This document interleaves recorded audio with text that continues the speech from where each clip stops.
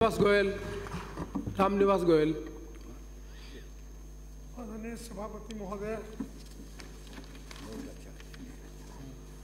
जोशी जी, जिनकी जितनी तारीफ की जाए इस सम्मेलन के लिए उतनी कम है, और जो व्यवस्थाएं की हैं वास्तविकता में तारीफ के काबिल है।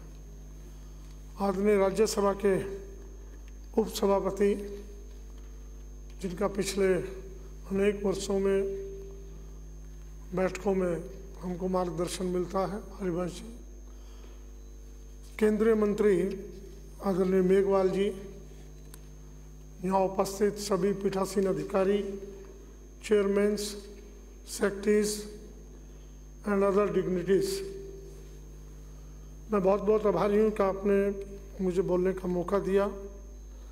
मेरा विषय है संसद एवं विधानमंडलों को कि अधिक प्रभावशाली बनाना, अधिक उत्तरदायी बनाना और अधिक उनकी उत्पादकता, प्रोडक्टिविटी कैसे बढ़े, ये मेरा विषय। इस पर मैं चर्चा करूँगा। अध्यक्ष जी, अमृत महोत्सव, आज़ादी के 75 वर्ष, लोकतंत्र को हमने बहुत मजबूत किया है, इसमें कोई शक नहीं। बहुत प्रगति की है, इसमें भी कोई शक नहीं। आज दुनिया की 5वीं अर्थव्यवस्था बना है, इसमें भी कोई शक नहीं। इन सब चर्चाओं को करते हुए हमें उन पहलुओं को भी देखना पड़ेगा कि हम कहाँ पीछे रह गए, हमारा लोकतंत्र कैसे और कहाँ कमज़ोर हुआ। अध्यक्ष जी, मैं अपनी बातों को बहुत संक्षेप में रखूँगा।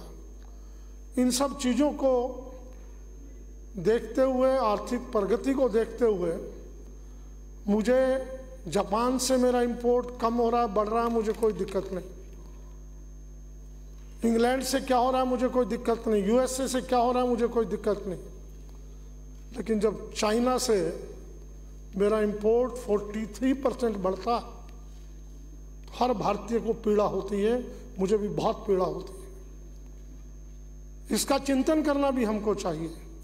मैं माननीय अध्यक्ष जी बड़ी पीड़ा के साथ कहना चाह रहा हूँ, 3560 चाइनीज़ कंपनी भारत में है, जिनके डायरेक्टर्स चाइनीज़ हैं, निर्देशक चाइनीज़ हैं।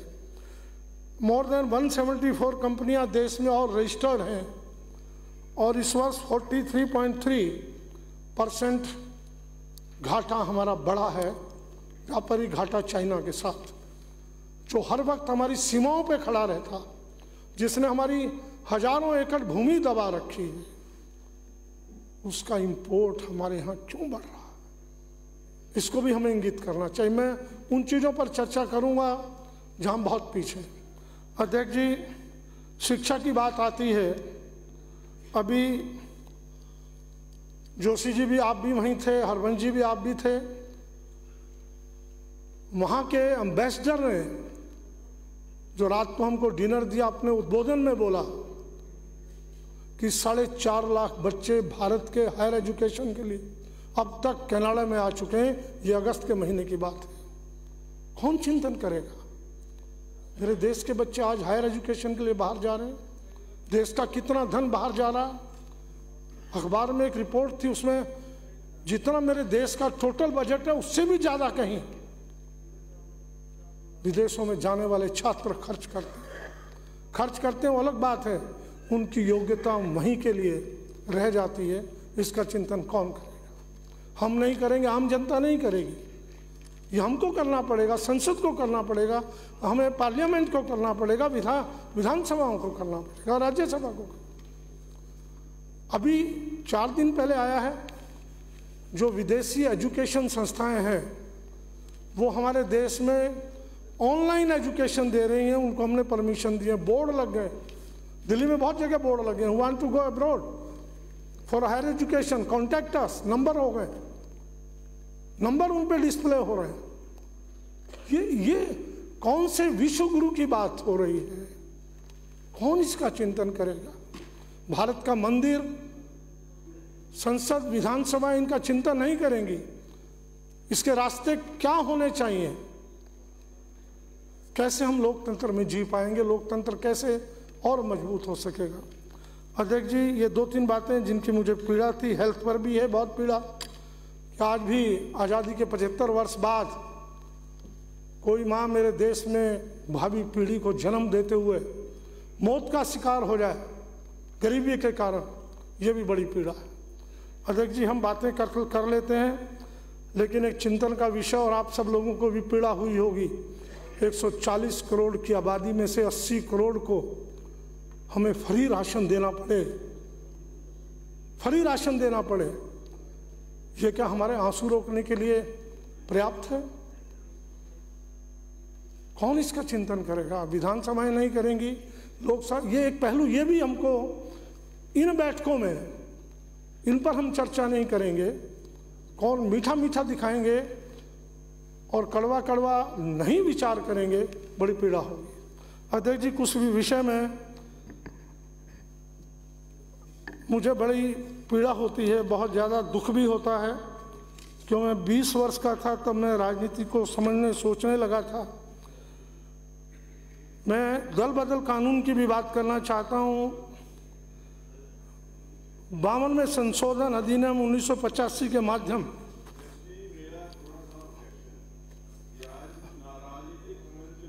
ये राजनीतिक, मैं राजनीतिक बात नहीं कर रहा हूँ ज्ञानचंद जी। कैसे सुदृढ़ किया जाए, विधानसभाओं को कैसे मजबूत किया जाए, उसके ऊपर हम चर्चा कर रहे हैं, ना कि ये जो शिक्षा के ऊपर, स्वास्थ्य के ऊपर और ये जो दल बदल कानून के ऊपर, ये चर्चा हम नहीं यहाँ पे कर रहे।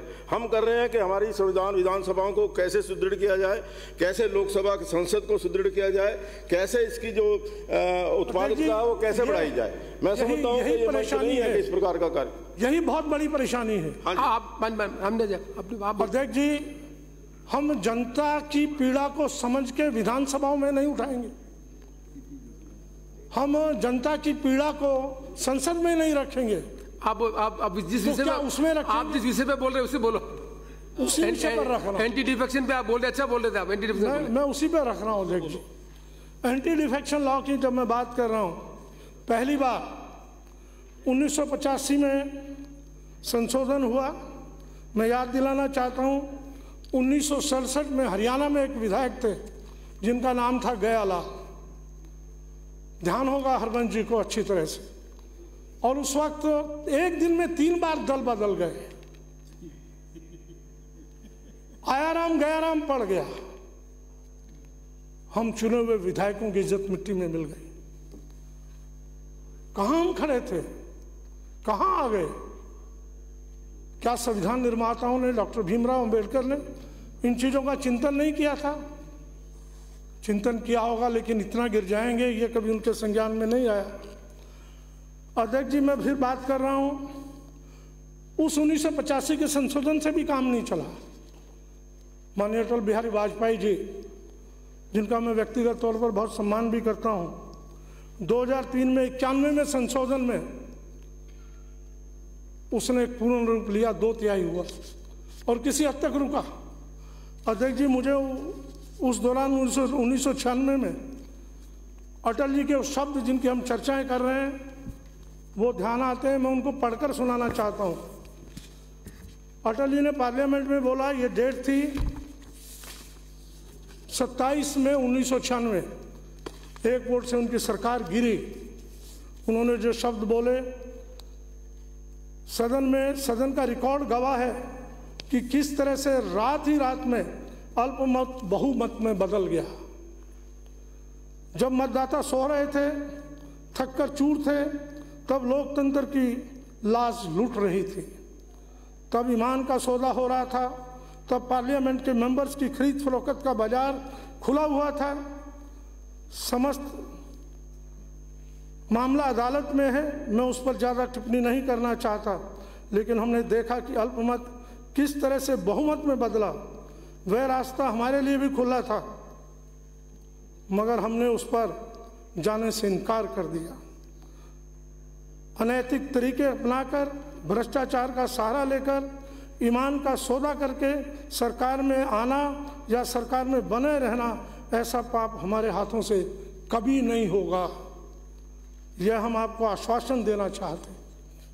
ये अटल जी के शब्द मैंने दोहराए, मेरी ओर से कोई शब्द इसमें दोहराए, ये सदन में दिया गया बयान है। लेकिन उसके बाद अध्यक्ष जी, मैं इस चर्चा को थोड़ा सा आगे बढ़ाते हुए मैं थोड़ा सा इशारे मात्र में बात रखूंगा कि ठीक 13 साल बाद 2016 अरुणाचल प्रदेश, सितंबर 2016 में क्या हुआ, मणिपुर में 2017 में क्या हुआ, गोवा मार्च 2017 में क्या हुआ, मेघालय 2018 में क्या हुआ, कर्नाटका जुलाई 2019 में क्या हुआ, मध्य प्रदेश 2020 में क्या हुआ, महाराष्ट्र जुलाई 2022 में क्या हुआ। 2016 से लेकर 2022 बीच में एक साल केवल गया, 2020 जो कोरोना के कारण गया। लेकिन अध्यक्ष जी, वो दल बदल जिसके विरुद्ध 1985 में कानून आया, 18 साल बाद फिर आवश्यकता महसूस हुई, वो बदल गया। और ये जो कुछ हुआ है इस पर भी जनता हमसे जवाब मांगती है। जनता पूछती है कि ये क्या हुआ है, ये क्यों हो रहा है, किस लिए हो रहा है। इसका जवाब भी हमको ढूंढना होगा अगर हम चाहते हैं, जैसा माननीय उत्तर प्रदेश के अध्यक्ष जी ने कहा है कि जनता हमारा विश्वास रखे, जनता हमको अच्छी निगाहों से देखे, उसी निगाहों से देखे जो आज़ादी के बाद एमपी और विधायक चुन करके आए थे। किस सम्मान से हमको देखा जाता था, आज वो हमारा सम्मान क्यों कम हो गया है, इसका भी हमको मिलकर के चिंतन करना होगा। अध्यक्ष जी, जहाँ तक बात है दिल्ली की, मैं 2 बातें कहूँगा सिर्फ, ज़्यादा समय नहीं लूँगा। मैंने शिमला में भी बोला था, उस दिन मैं ठीक से रख नहीं पाया, मेरी आंखों में आंसू आ गए। संविधान में कहीं नहीं लिखा है, कोई संविधान इजाजत नहीं देता। उस परिवर्तन को, उस अमेंडमेंट को लेके मैं कोर्ट में जाता हूं, कोर्ट में और संविधान में फिर तकरार खड़ी होगी। पार्लियामेंट के पास किए हुए कोर्ट कैसे बदल सकती है? लेकिन क्या पार्लियामेंट ये संविधान के अनुरूप है? ये डायरेक्शन दे अमेंडमेंट के माध्यम से कि दिल्ली विधानसभा में मानता हूं हम केंद्र शासित प्रदेश हैं, लेकिन केंद्र शासित प्रदेश से कोई बाहरी प्रदेश नहीं कि अमेंडमेंट करके ये कह दिया जाए कि दिल्ली विधानसभा की कोई भी समिति किसी भी एडमिनिस्ट्रेटिव डिसीजन को एक्सेप्ट नहीं करेगी। क्या प्रशासनिक निर्णय जो हो गया उस पर विधानसभा की समिति चर्चा नहीं कर सकती? ये कौन सा न्याय है? ये कौन सा हमारी आपकी लोकसभा की, विधानसभाओं की आपस में तालमेल, उनकी प्रोडक्टिविटी बढ़े, कैसे बढ़ेगी? अध्यक्ष जी, मेरे पास किसी के साथ कोई घटना हो जाती, यही दिल्ली में भी घटना हुई, मैं नाम नहीं ले रहा हूं उस बच्ची का, मेरे पास कंप्लेन आई कि ये घटना घटी है, इसको समिति को सौंपा जाए, इसकी पूरी जांच हो। लेकिन मुझे अधिकार नहीं, मेरा अधिकार छीन लिया गया है कि मैं पुलिस की किसी भी घटना को, दिल्ली पुलिस की किसी भी गलत घटना को मैं किसी समिति को सौंप नहीं सकता। 2018 से पहले अधिकार था, छीन लिया गया। कौन इसका संज्ञान लेगा? अध्यक्ष जी, इसी ढंग से डीडीए का कोई भी, दिल्ली डेवलपमेंट अथॉरिटी, कहीं भी किसी भी प्रकार का भ्रष्टाचार दिल्ली में जमीन को लेकर हो रहा, हम सब जानते होता है, मैं उसको समिति को नहीं सौंप सकता। 2018 में अधिकार छीन लिया गया। अध्यक्ष जी, एक बात और कहकर अंत में मैं अपनी बात पूरी कर रहा हूं। अध्यक्ष जी, हम सब जानते हैं, हम सब चुन करके आते हैं। एक सांसद के लिए 95 लाख रुपए तय है, छोटे राज्य के लिए 75 लाख रुपए तय है। बड़ी पीड़ादायक विषय है। हम बहुत ईमानदार और कानून निर्माता, और ये सब कुछ, ये प्रेरणा हम लोगों से लोग लेते हैं। एक विधायक के 27 लाख दिल्ली में है, दूसरी स्टेटों में क्या है, क्या कितना खर्च होता है हमसे छुपा नहीं।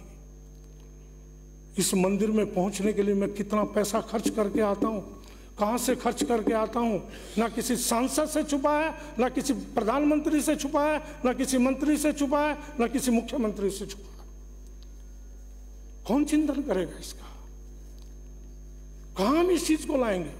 पैसा कहाँ से लाते हैं वो? चुनाव जीतना है, लक्ष्य होता है, करोड़ों रुपया खर्च होता है, वो पैसा कहाँ से लाते हैं? हम खुद उन बीजों को बो रहे हैं, आने वाले समय में कभी ना कभी हमको तो काटने पड़ेंगे, और जब काटने पड़ेंगे जनता का विरोध उठेगा, क्रांति उठेगी, तब हमारे किसी के बस की बात नहीं रहेगी। समय रहते हमको चेतना चाहिए। जय हिंद। धन्यवाद। समय का ध्यान रखें।